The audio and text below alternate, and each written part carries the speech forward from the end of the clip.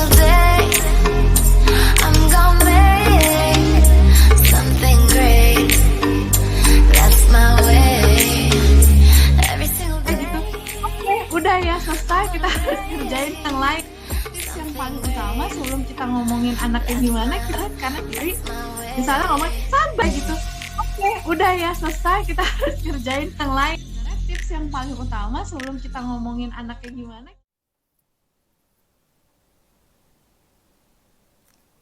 Selamat malam semuanya, good evening. Saya dengan Yuli dari Baby Bar. Dan hari ini saya akan berbincang-bincang dengan Ibu Ine Indriani, pakar psikolog di Rumah Sakit Indah Kapuk, Rumah Sakit Jakarta Eye Center, dan juga beliau adalah telah ada pakar psikolog untuk anak, remaja, dan juga dewasa. Mari kita lihat.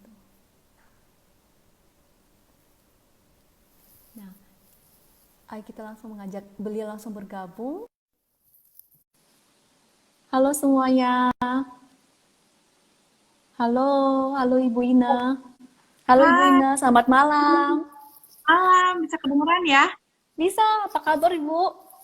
Baik, apa kabar Bu Yuli? Baik. Luar biasa. Saya bilang luar biasa bisa mengundang Ibu untuk di IG Live Baby Bar. Kami sangat bersyukur banget. Semoga nanti sharing-sharingan dari Ibu bisa bermanfaat bagi semuanya. Oke, baik. Semoga saya bisa bantu untuk sharing-sharing dari pengetahuan yang saya punya.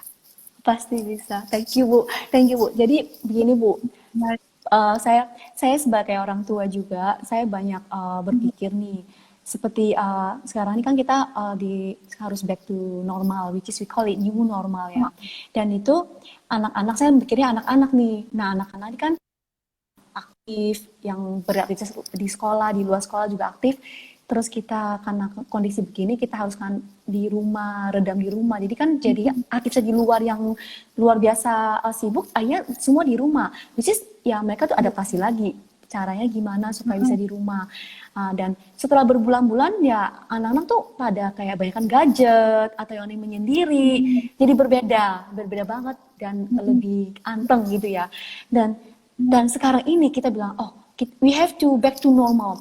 Karena bulan depan harus masuk ke sekolah. Jadi kita harus adaptasi lagi nih Nak. Kita harus belajar adaptasi lagi supaya bisa nanti bulan depan ke sekolah udah seperti biasa lagi. Nah, di sini Bu Ina, saya tuh sendiri juga masih beradaptasi, masih belajar untuk gimana adaptasi dengan situasi sekarang ini. Dan dalam waktu yang bersamaan juga harus gimana caranya membimbing anak untuk adaptasi ke new normal ini. Which is ya mungkin kedengarannya simple, tapi sebenarnya kalau dipraktekin agak susah, terutama kalau ke anak-anak Bu. Mungkin Ibu Ina bisa bagi tips di situ supaya parents tuh kita bisa lebih mempersiapkan diri gitu Ibu. Ya, Ibu nah, ya terima kasih Bu Yuli. Jadi new normal itu kan sebenarnya kondisi kita yang memasuki kondisi berbeda karena kondisi terkait dengan corona, di mana kita perlu untuk melakukan kegiatan yang terkait dengan protokol kesehatan, di mana misalnya kita perlu jaga jarak, lalu nanti kita sekolah kemungkinan besar tetap di rumah, tapi kita masih boleh keluar rumah gitu kan, misalnya boleh ke mall, sekarang mulai bisa ke mall, atau tapi kita harus harus jaga jarak seperti itu kan. Nah, gimana cara menghadapinya? Sebenarnya yang pertama adalah diskusi sama anak, terutama untuk anak-anak yang sudah bisa diajak bicara. Sekarang tuh banyak banget ya, misalnya kayak ada di YouTube atau misalnya dari cerita yang misalnya kita dapat dari WhatsApp itu mengenai corona itu seperti apa, lalu kemudian cara menjaga kesehatan seperti apa, lalu kemudian juga apa yang membuat kita perlu menjaga jarak dengan orang lain, dan juga menjaga supaya kita perlu mengikuti protokol kesehatan yang dilakukan. Jadi sebenarnya intinya pertama adalah menginformasikan kepada anak. Yang kedua yang tidak kalah penting adalah nanti new normal, mungkin sekarang anak-anak nih ada yang setengah libur, ada yang setengah masuk, tapi nggak belum begitu jelas gitu. Nanti new normal kan benar-benar sekolah dan kita nggak tahu nih kemungkinan besar sekolah tetap di rumah tapi anaknya tetap bisa sebenarnya bisa pergi. Nah sebenarnya cara kita beradaptasi adalah melakukan planning itu paling utama planning. Paling nanti kita kan tahun ajaran baru ya. Misalnya ternyata pemerintah bilang kita perlu lebih banyak di rumah, belajarnya di rumah. Berarti planning yang paling utama planning itu adalah misalnya tempat belajarnya seperti apa, lalu kemudian planning juga terkait dengan bagaimana kita mengatur jadwal supaya misalnya anak-anak nggak gadgetan terus gitu. Jadi kayak bikin jurnal harian, daily activity itu ngapain. Kalau misalnya gadget ya, anak zaman now tuh gadget juga sebenarnya bukan berarti selalu negatif ya gadget ya. Kadang juga ada aplikasi yang oke atau ada YouTube yang seru segala macam dan itu edukasi gitu. Jadi boleh tapi dibatasi. Lalu kemudian tetap kita buat planning nih, apalagi ibu-ibu gitu ya yang mungkin new normal ini adalah kita kerja tapi juga kita harus mengasuh dan mendampingi anak. Nah itu kan sebenarnya perlu planning.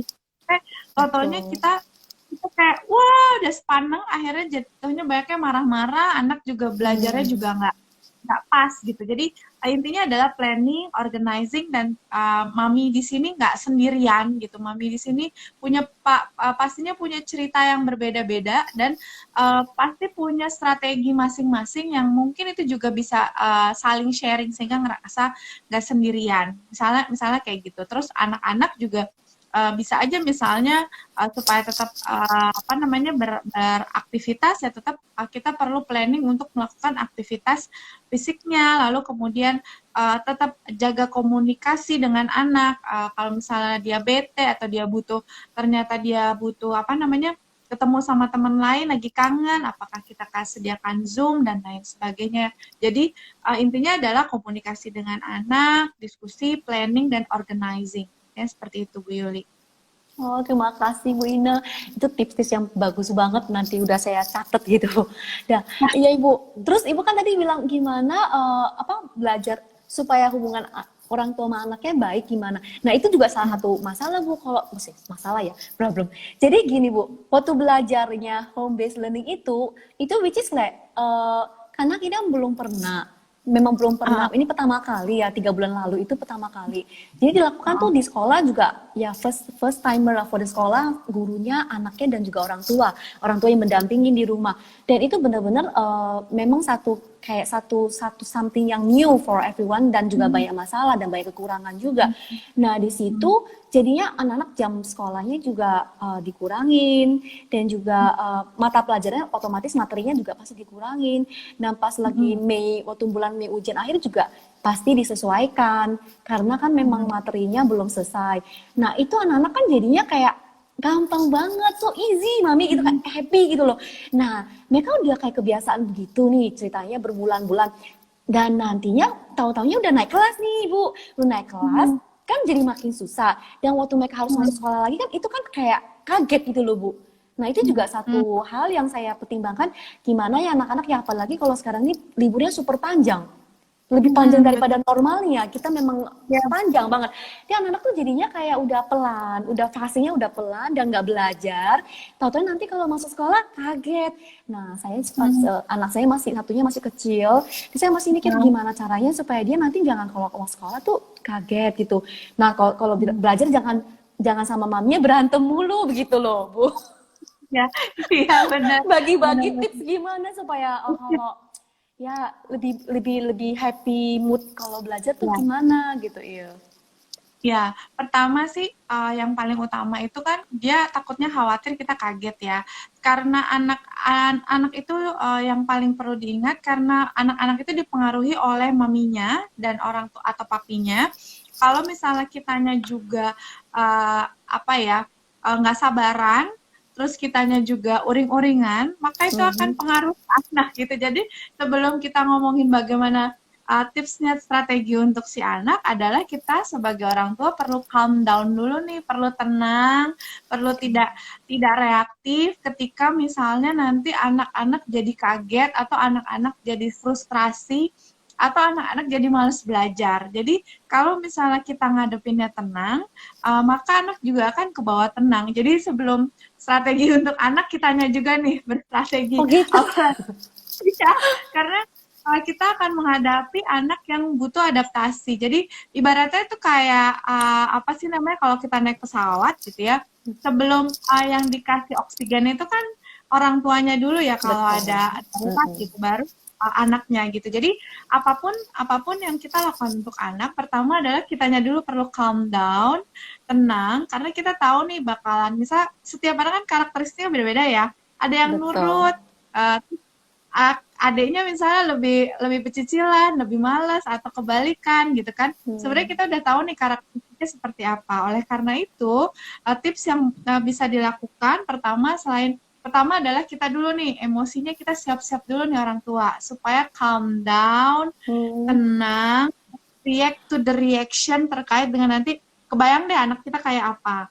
Nah, setelah itu baru kemudian kita kenali karakter anak kita. Setiap anak tuh kan beda-beda. Kita kenali moodnya tuh kayak gimana. Kalau misalnya dia anaknya memang akan mudah misalnya mudah bosan, mudah marah segala macam, mungkin itu perlu diinikan dari jauh-jauh hari gitu, kita kasih tahu nanti sekolah begini lalu coba strateginya apa. Kalau misalnya dia itu kita kasih info kalau dia bisa konsentrasi ngerjain, maka nanti misalnya dia dapat reward sesuatu, misalnya kayak gitu. Jadi tiap anak tuh strateginya macam-macam. Lalu kemudian juga supaya nanti anak nggak kaget, ya yang penting juga kan suasananya menyenangkan ya.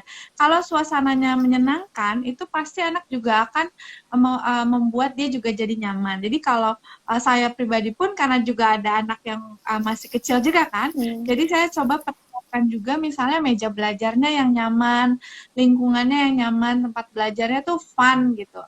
Dan yang paling jadi itu ngaruh lingkungan kan gitu. Dan kemudian saya coba karena gini, kalau saya cerita sedikit ya, kakaknya lebih rajin, tapi kalau adanya ini perlu support lebih gitu karena mudah bosan gitu ya, lebih mudah untuk stres gitu. Nah, di situ memang kalau kita kenal anak kita yang kayak gitu, maka kita perlu tahu nih gimana strateginya. Misalnya memang dia perlu dampingan ketika benar-benar full pendampingan ketika dia mau saat belajar, berarti kita perlu dampingin. Lalu komunikasi. Kalau misalnya dia bisa melakukan sesuatu, kita kasih pujian. Terima kasih, kamu sudah bisa konsen. Mami seneng deh kamu begini-gini gitu. Misalnya seperti itu. Lalu kemudian setelah selesai belajar gitu ya, lakukan aktivitas yang menyenangkan. Jadi kita coba cari strategi, tiap anak tuh kadang beda-beda gitu lah strateginya. Kan misalnya kayak Bu Yuli juga punya anak 2 gitu, saya juga punya 2. Anaknya beda-beda kan, 2 orang ini Betul. gitu. Iya, terus gini loh Ibu, kayak yang misalnya yang kecil nih, yang ngomongin kecil nih. Jadi itu dia itu cepet bosan dan anaknya juga nggak bisa diem. Jadi nggak bisa disuruh duduk diem belajar. Dan sedangkan dari kecil kan udah saya ngajarin, misalnya kan, dari misalnya harus bikin PR, harus selesaikan disiplin segala macam gitu. Nah itu anaknya nggak bisa dirayu. Terus udah dirayu nggak bisa diomongin panjang lebar, nanti kadang aku dimarahin. Nah, berulang-ulang terus gitu dirayu, udah diomongin, udah kalau nggak bisa dimarahin. Terus lama-lama kan mungkin saya jadi juga udah tahu kan, dirayu percuma, diomongin percuma, dimarahin bisa. Jadinya marah mulu. Jadi lama-lama jadi kayak pikir, aduh anaknya sakit hati nih kok mami marah-marah mulu. Nah jadi kan sekarang udah makin gede, jadi kan saya pikir kalau dimarahin takutnya nanti sakit hati beneran nih. Jadi sekarang dibalikin Bu, habis saya marahin, saya jelasin, baru saya baikin. Tetapi kadang-kadang gak ada waktu buat itu Ibu, karena udah kayak mepet nih waktunya, harus sekarang belajar, besok mau ujian, dan anaknya masih malas-malasan, masih nggak peduli. Nah fase saya kan marah, habis marah kan harus baikin gitu. Baiknya udah nggak ada karena udah waktunya tidur, bisa begitu loh Ibu. Jadi keseringan begitu jadinya kadang kepikiran juga, kasihan juga ya dia ya, karena memang bukan minatnya dia. sekolah bukan minat ini tapi diharuskan, jadinya dia nggak fun gitu. Jadi itu sangat concern buat saya juga. Sebenarnya anaknya bukan anak yang nggak bisa, anaknya bisa, cuma dia nggak minat, jadi malas. Dia apa-apa kalau disuruh belajar malas, dan dia suka main kan. Dia bilang, ayo belajar cepetan, kayak kakak udah selesai, kakak udah boleh main. Nah dia mau main Bu, tapi tetap ngerjain. Jadi Tetap saya kan. bingung, nggak ngerjain, nggak kayak kalau misalnya kakaknya kalau digituin, ayo cepetan nanti kamu bisa nonton YouTube gitu habis ini, kerjainnya cepet ya, buru-buru. Tapi yang kecil beda banget, memang I want to play, I want to ini, tapi nggak mau ngerjain. Nah itu Ibu sangat challenging. Iya, betul. Jadi kayak butuh kesabaran banget ya Bu Yuli ya untuk ngadepin yang satunya ini ya. Yang Ya. kecil ini Sebenarnya betul. ya, memang satu hal yang menurut saya bagus itu adalah karakteristik anak Bu Yuli adalah anak yang mungkin bakatnya atau minatnya itu bukan di Hmm.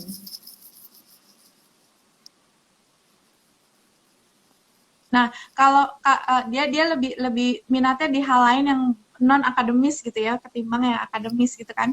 Nah, itu Betul. sebenarnya itu adalah awareness yang bagus. Maksudnya adalah dengan kita tahu apa kelebihan dan kekurangan anak kita jadi lebih tidak dan kita melihat bahwa dia berbeda dengan kakaknya, maka kita pun strateginya bisa aja berbeda. Nah, sebenarnya hal yang bisa dilakukan misalnya adalah dengan memang pelan-pelan banget ya, dengan dan kemudian komunikasi. Jadi misalnya tuh kalau anak-anak yang agak sulit seperti itu adalah pertama butuh kesabaran. Itu kesabaran yang pertama.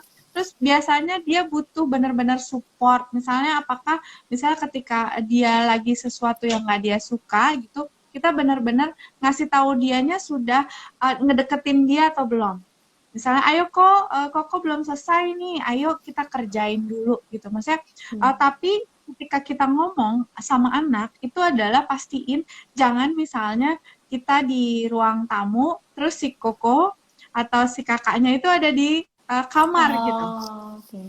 Gitu. Jadi itu cara komunikasinya. Jadi pertama adalah ketika kita ingin memberitahu kepada si anak adalah kita perlu menghampiri anak dulu. Lalu menghampiri anak, kalau bisa touch, ada sentuhan. Sentuhan itu misalnya gini. Jadi dia benar-benar ngerasain gitu. Lalu kemudian eye to eye contact. Itu penting banget komunikasi. Jadi sebenarnya tujuannya intinya adalah dikomunikasi. Misalnya, Kak, ayo kita kerjain dulu.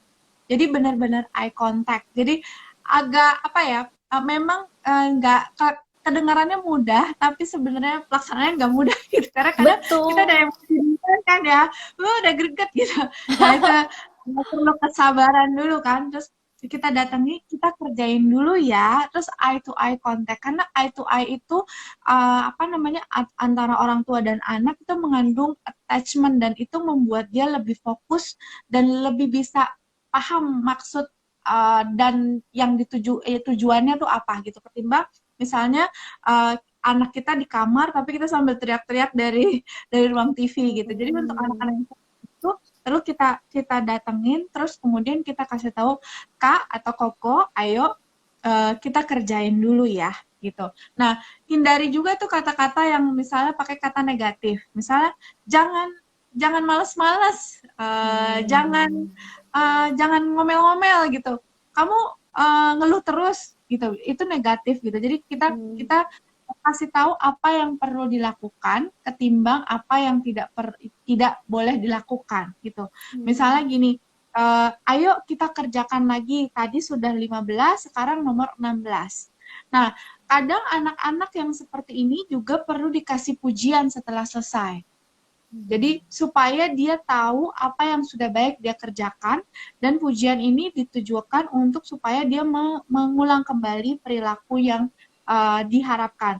Nah, tapi pujiannya nih ya, pujiannya bukan misalnya good job, thank you, hebat. Nah, itu nggak jelas. Jadi harus dengan alasan, perlu dengan alasan yang konkret. Misalnya gini, terima kasih ya kakak mengerjakan sampai selesai. Itu jelas gitu. Makasih Koko sudah beresin mainan. itu jelas. Mami senang deh hari ini kamu sudah mandi gitu. Jadi ada alasannya dan itu ngebuat dia tahu apa yang baik daripada kita bilang good job, thank you, atau ada juga kadang kita saking apa namanya gemesnya kita mengkritik tuh kan, nah gitu dong, nah kan bisa dong bandingin, nah kayak kakak kamu dong begini kan bisa kan kamu, nah itu adalah juga mengkritik yang membuat akhirnya kita juga nggak apa ya namanya nggak, anak juga tidak terpacu untuk melakukan berulang karena mengkritik. Misalnya contohnya aku bilang sama Bu Yuli, nah gitu dong Bu, pakai bajunya yang warna hitam. Itu tuh kayak kritik. Bener, tapi kalau saya Bu Yuli keren banget pakai baju warna hitam. Kemungkinan Bu Yuli akan ini untuk melakukannya lagi kan? Gitu. Betul. Jadi gitu, jadi Mami seneng deh sekarang Koko bisa pakai baju. Mami seneng deh hari ini Koko bisa nyelesain tugas sampai selesai. Happy deh Mami, seneng banget. Tapi kita kasih alasannya sehingga itu membuat dia tahu, oh iya ya saya bisa gitu. Walaupun saya bukan bakatnya di akademis, tapi saya ternyata bisa ngerjain gitu. Jadi seperti itu. Atau mungkin yang simpel, biasanya ngerjain sampai 20, dia bisa ngerjain cuma sampai nomor 18, biasanya cuma setengahnya gitu. Nah sebenarnya kita kasih pujian, Mami seneng deh kamu ngerjainnya sampai nomor 18. Sekarang kita kerjakan lagi yuk 2 nomor lagi. Gitu. Intinya seperti itu. Wow, seringnya lupa Bu untuk puji. Kok udah selesai happy banget, udah happy banget. Asing udah selesai, tugas Mami udah selesai juga. Lupa di bagian itu Bu, justru itu harus ingat dan ingat ya. Dan cara muji harus detail dengan alasan supaya anaknya benar-benar mengerti begitu ya. Oke, wow. Iya, betul. Ini input yang sangat bagus. Iya, karena kita kadang suka lupa karena habis itu apalagi kita work from home juga ya gitu. Oke, udah ya selesai, kita harus ngerjain yang lain kan soalnya. Betul. Kita harus ngurusin anak satu lagi nih gitu, jadi kadang kita suka lupa. Nah itu dia, makanya sebenarnya tips yang paling utama sebelum kita ngomongin anaknya gimana, kita juga nih yang perlu mengolah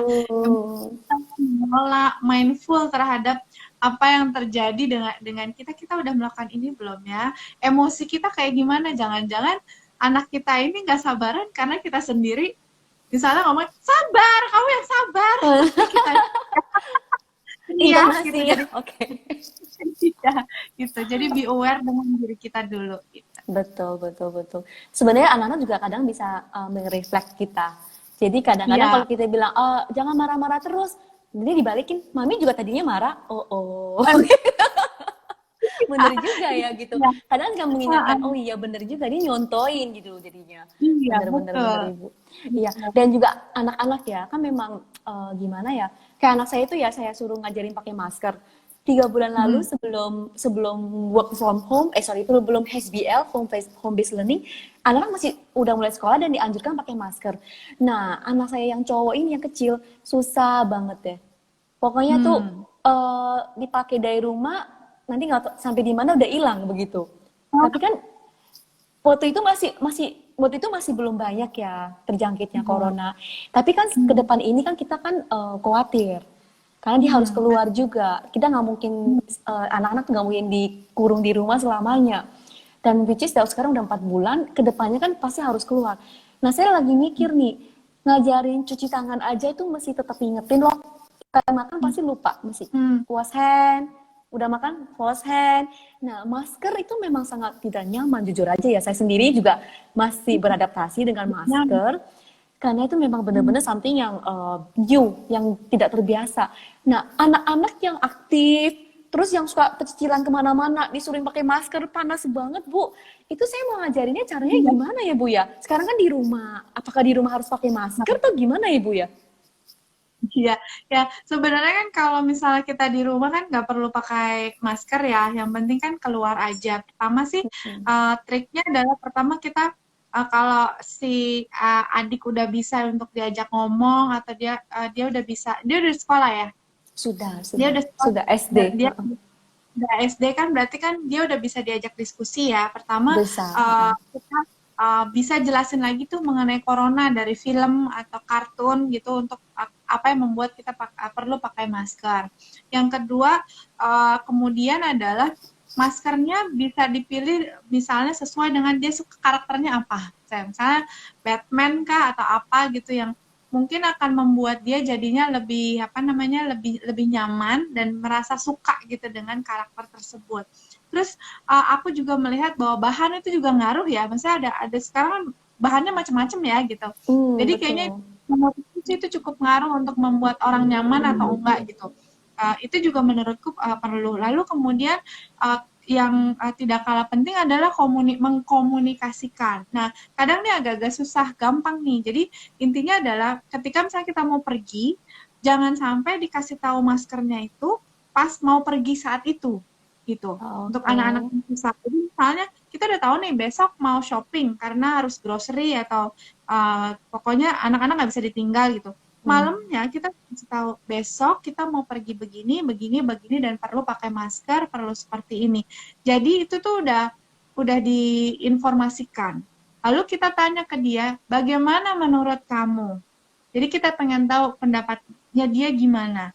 Nah, ketika kita kasih tahu, untuk anak-anak yang sulit kayak gini adalah perlu eye to eye contact untuk kasih taunya.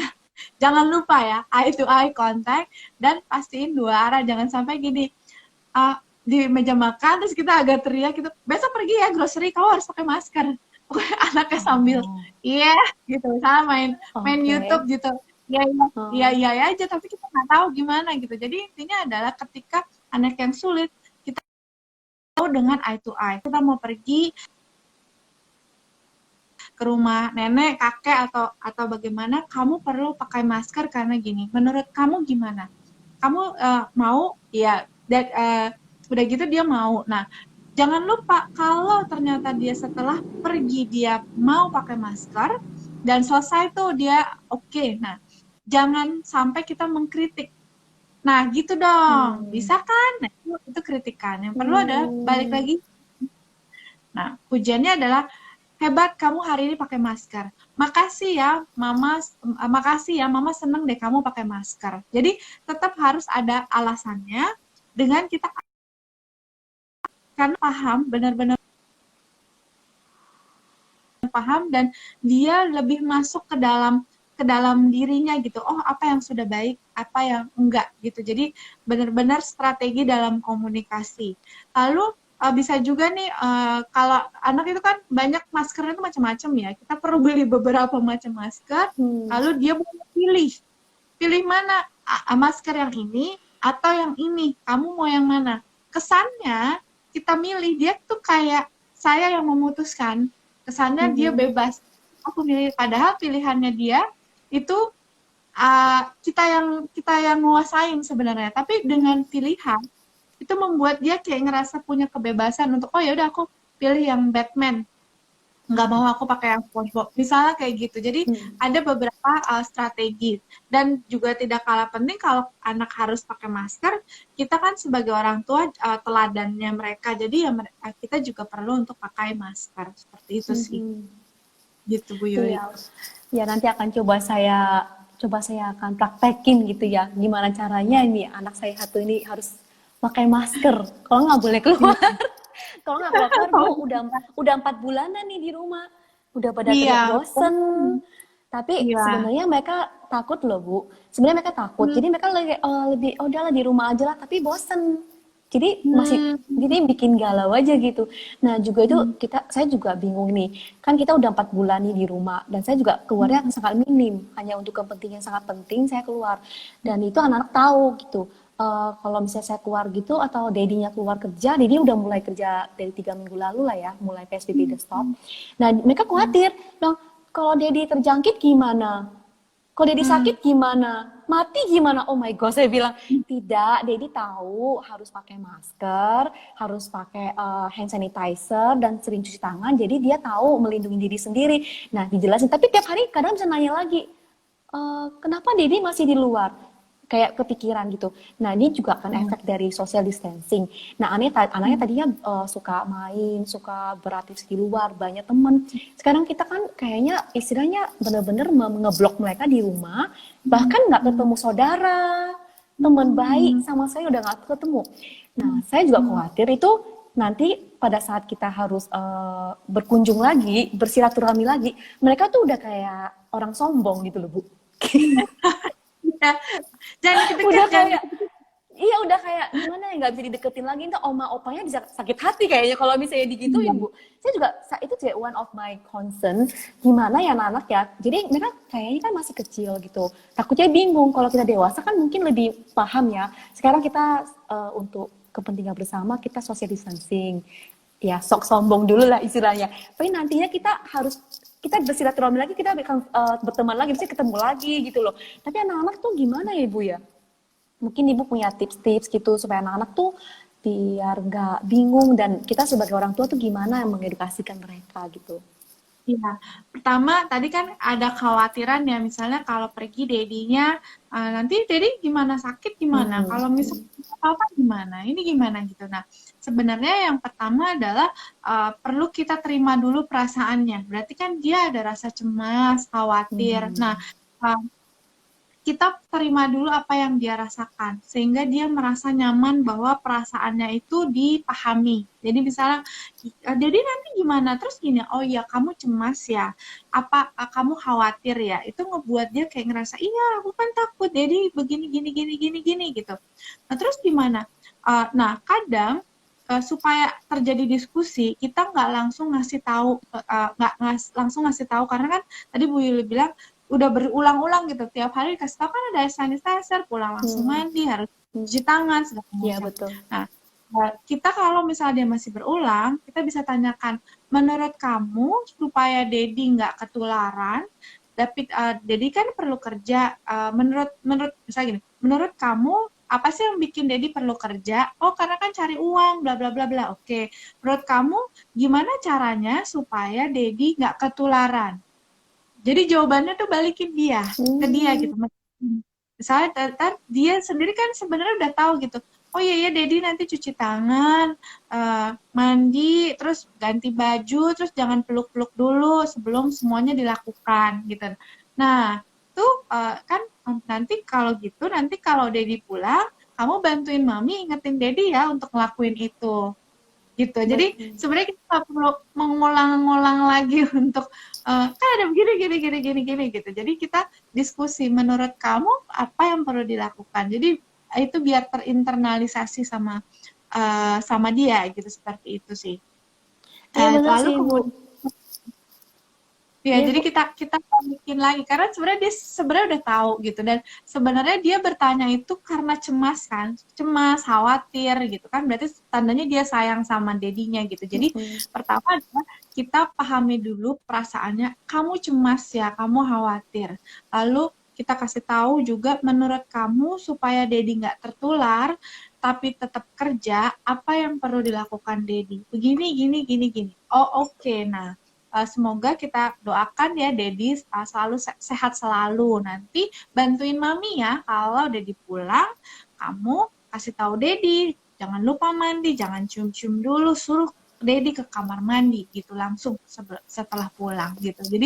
Jadi membuat insight itu ada di dalam dirinya gitu. Seperti itu sih. Terus kemudian kalau misalnya nanti mengenai, nanti kan kita nggak somse lagi ya, nggak sombong lagi gitu ya. Iya. Nah, nggak sombong lagi. Nah, sebenarnya ini balik lagi kasih ke edukasi sih ke anak. Jadi misalnya kita kasih tahu sekarang obat coronanya belum ada, walaupun ada yang sudah sembuh karena daya imunitasnya sudah baik. Tapi someday mungkin obatnya udah ketemu, jadi kita bisa pelukan lagi, bisa salaman lagi, bisa kiss nenek kakek, misalnya seperti itu. Jadi diedukasi mengenai coronanya itu seperti apa, dan intinya adalah kitanya tenang, calm down. Jadi kalau kita tenang, anak juga tenang. Kalau kitanya juga cemas, atau kita jadi jijian, kita takut apa, itu juga anak juga jadi khawatirnya kepengaruh gitu. Gitu Bu Yuli. Kuncinya kita sendiri berarti ya. Kunci utamanya itu orang tuanya sendiri ya. Bener-bener. Betul. Terus itu anak saya itu lagi Ibu. Kan katanya bosen kan. Kita bilang, oh ya udah kita pergi tapi dalam mobil aja, jalan-jalan.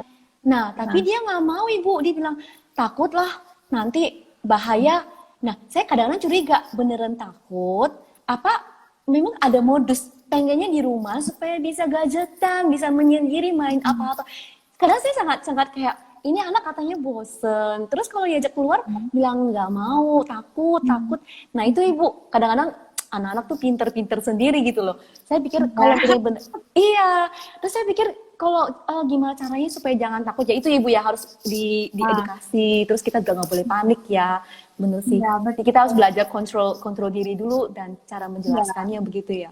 Iya, iya, iya. Betul. Bener Dan ibu. juga strategi juga sih, misalnya dia nggak mau pergi, tapi kita tahu nih dia udah kebanyakan gadget, dan kita mau ya udah keliling aja naik mobil gitu kan, tetap jalan social distancing, kita bilang aja, kamu nemenin mami ya sekarang ya gitu gitu. Karena kan ibu tuh punya feeling juga kan gitu, dan anak kita pinter gitu. Ini anak beneran ini atau karena pengen gadget gitu kan, tapi kalau udah kebanyakan ini kita strateginya daripada kita konfront mereka, kamu mah pengennya gadget aja kan gitu, nggak mau jalan-jalan, tadi kamu bilang gitu, nah, itu malah jadi konflik kan. Jadi kita coba dengan cara komunikasi yang lain, kita bilang yuk temenin mami yuk, sekarang mami mau jalan-jalan, ayo pada ikut gitu, tanpa kita harus menyalahkan gadget atau membuat mereka jadi kayak guilty feeling karena menggunakan gadget. Jadi strategi banget sih dari kitanya. Oh gitu ya Bu, saya sering banget nyalain gadget loh. Jadi anakku tahu musuh saya itu gadget. Padahal saya juga dibalikin, saya juga pakai gadget gitu loh. Saya sering kalau misalnya anak-anak tuh berantem, kalau lagi bad mood, nah itu kan kebanyakan gadget kan, kebanyakan main game. Sekali suruh stop langsung marah-marah. Itu Ibu, salah ya? Soalnya Nggak boleh sebenarnya, begitu ya? Oke.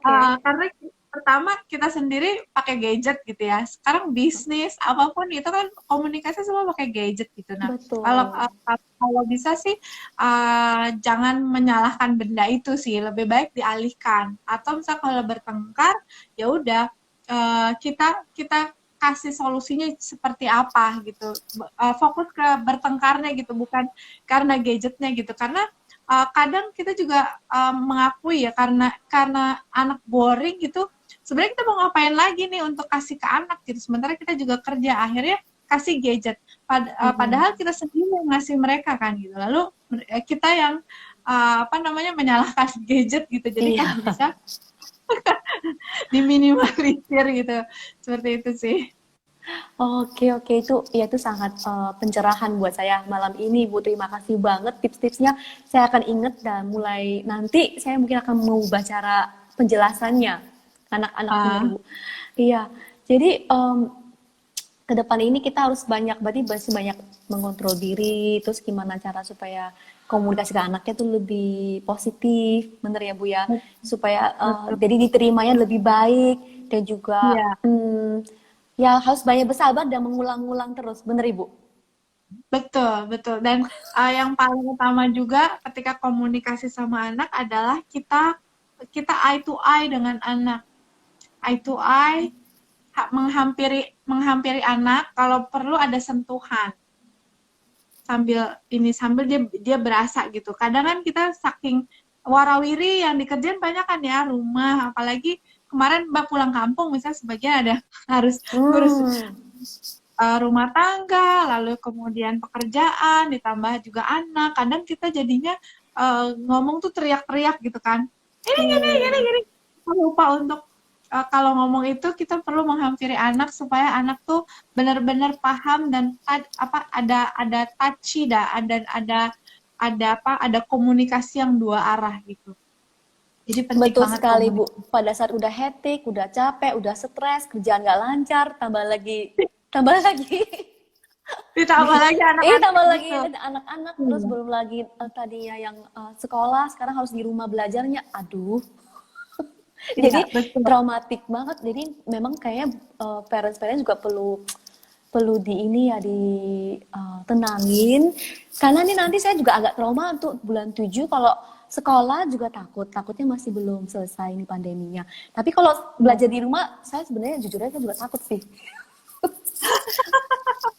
Karena itu benar-benar wow, sangat something yang sangat berat buat saya. Karena anak saya itu memang super aktif dan juga tidak suka Kalau disuruh diam belajar tuh nggak suka banget. Jadi terus something new lagi, kena belajar e-learning itu juga something new. Jadi itu Iya, sangat betul. lah, ya we have to put a lot of effort gitu loh di situ. Iya, Betul, jadi betul. saya mempersiapkan diri lagi 1 bulan lagi, entah dia sekolah balik ke sekolah atau di rumah harus persiapkan mental. Iya benar, kita harus siapin mental, terus kita kita perlu tadi balik lagi karakteristik anak kita kayak apa. Misalnya Bu Yuli ini udah tahu nih anaknya memang bukan akademis di ininya gitu ya, tapi dia strateginya apa nih? Mungkin misalnya kalau yang aktif adalah misalnya kalau energinya banyak, jangan lupa tetap bergerak di rumah. Ada banyak misalnya main basket, main apa, misalnya kayak gitu untuk ngebuat dia bisa keluarin energinya. Lalu yang saya bilang ruang belajar juga kita siapin nih untuk bulan Juli yang pas tuh gimana. Terus juga strategi kita untuk bagi waktu antara apa namanya antara kerja sama dampingin anak. Kan kadang kalau multitasking itu ngebuat kita benar ya bagi waktu, lalu juga bagi-bagi manajemen perlu apa namanya kita bisa aja nih jadinya kitanya kelimpungan, kemudian kita harus ngerjain banyak hal, kita yang sepaneng, akhirnya anaknya juga makin makin apa namanya jadinya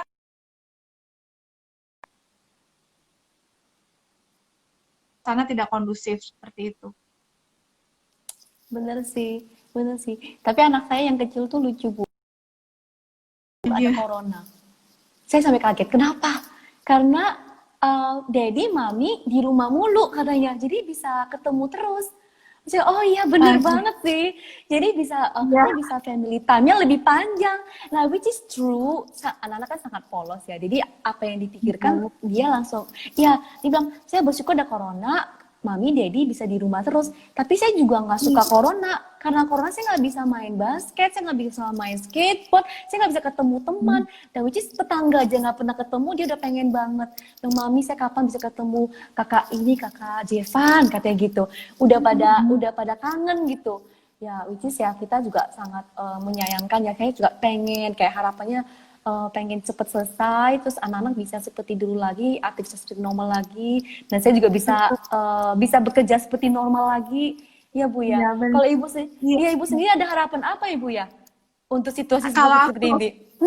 Iya, saya sih harapannya ya corona segera berakhir ya, karena sebenarnya kita pengen anak-anak juga kembali ke sekolah, tapi juga khawatir juga sebenarnya kalau anak kembali sekolah apakah akan ada tertular atau seperti apa. Jadi kalau harapan saya sih sebenarnya saya coba terutama diri saya sih, saya berharap diri saya bisa mengendalikan semuanya, bisa memanage pekerjaan, bisa memanage waktu dan apa namanya mengorganize semuanya karena menurut saya yang paling utama itu adalah mengorganize dalam artian kapan saya perlu untuk apa namanya perlu untuk fokus ke anak dan kapan saya perlu fokus untuk pekerjaan karena buat saya tuh multitasking itu sesuatu yang sangat luar biasa menguras energi dan emosi gitu jadi sebenarnya organize lalu kemudian perlu untuk apa namanya pembagian tugas pekerjaan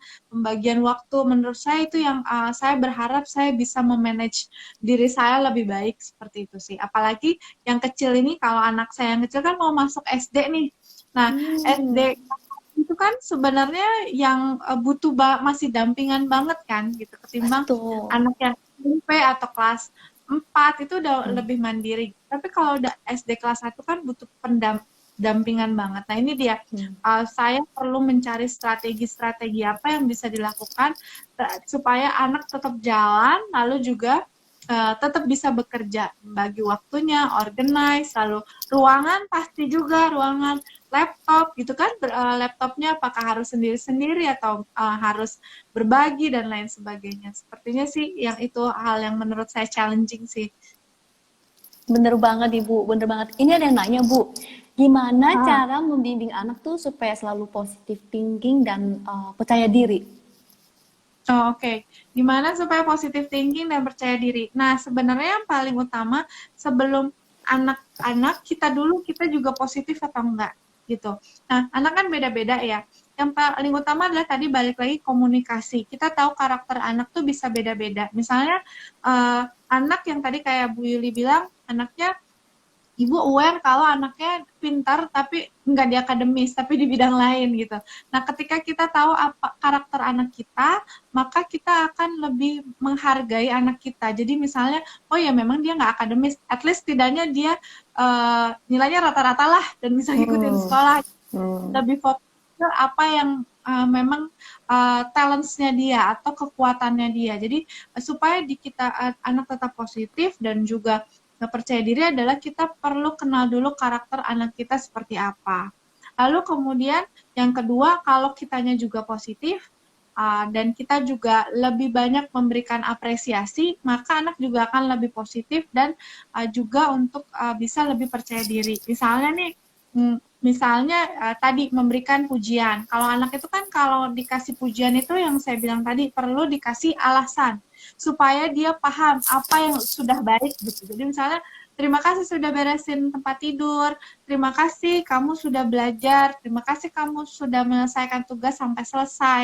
Itu membuat dia positif dan dia oh iya ya saya sudah mengerjakan, sehingga dia melihat hal juga yang positif. Ketimbang kalau misalnya kita suka bilang, nah gitu dong, tumben kamu ngerjain sampai selesai, kayak gitu kayak dari kemarin-kemarin. Nah itu kan sebenarnya negatif kan gitu. Tapi kalau misalnya kita Mami seneng deh kamu hari ini bisa ngerjain sampai selesai, itu positif dan dia membuat dia percaya diri. Oh iya ya, walaupun aku nggak di akademik tidak oke gitu, tapi aku bisa ngerjain loh sampai selesai. Mami seneng deh kamu hari ini bisa konsen.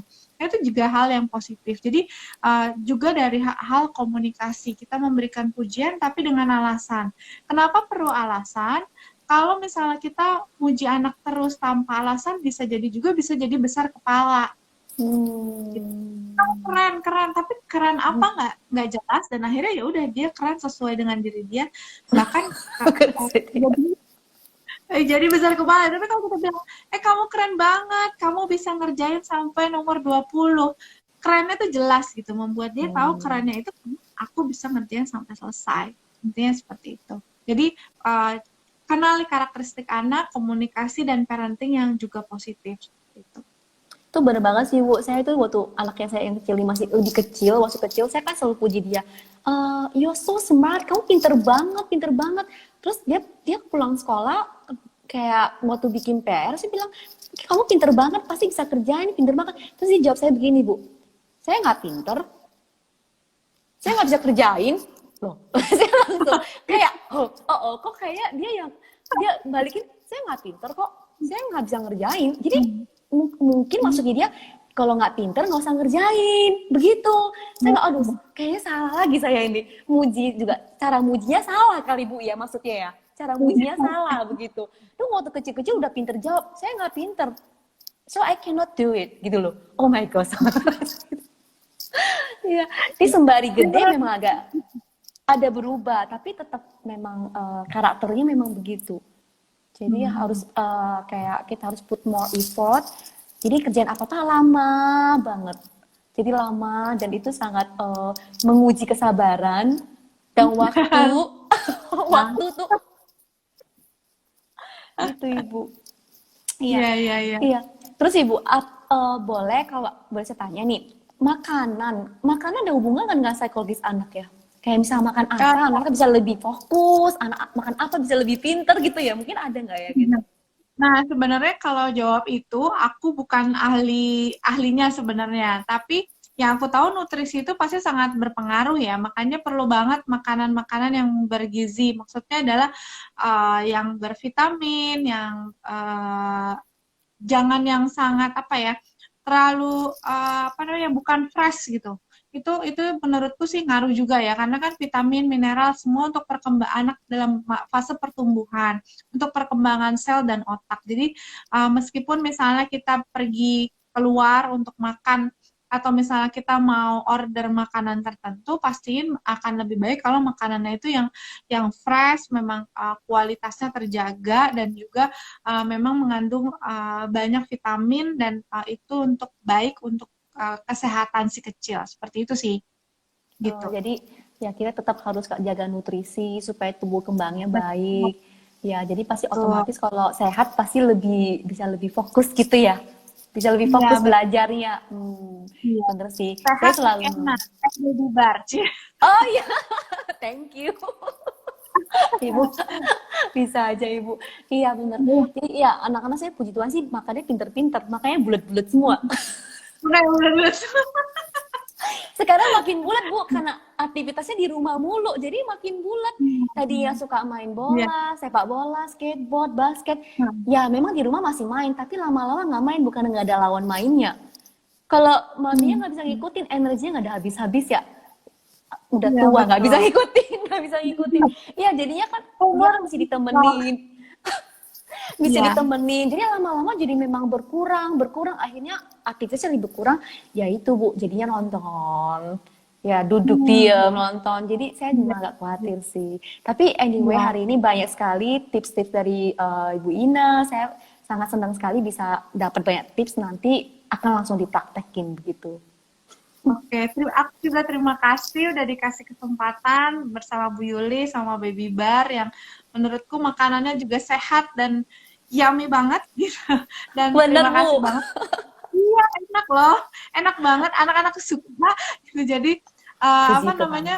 Yang penting kan tadi makanan sehat dan bergizi itu penting banget untuk pertumbuhan. Jadi tidak hanya psikologis tapi juga asupan nutrisi itu menurutku juga penting, apalagi anak ya dalam masa pertumbuhan. Jadi perlu banget kita memperhatikan ingredients makanan dari itu, dan salah satunya menurutku Baby Bar adalah salah satu makanan sehat yang oke banget. Terima Thank kasih you, Unda. thank you banget Ibu Indah sudah mau berbincang-bincang di sini dengan Bibi Iba, dengan saya Yuli. Saya harap semuanya tetap sehat, semua, dan thank you juga semua teman-teman yang ada di sini. Semoga yang kita sharing di sini bisa bermanfaat buat semuanya. So thanks all Amin. and stay healthy. Thank you Bu Indah. Kita tutup ya. Sama-sama Bu Yuli. Terima Thank kasih. you. Ya, good evening. Bye. Terima kasih semua. Bye semuanya. Bye.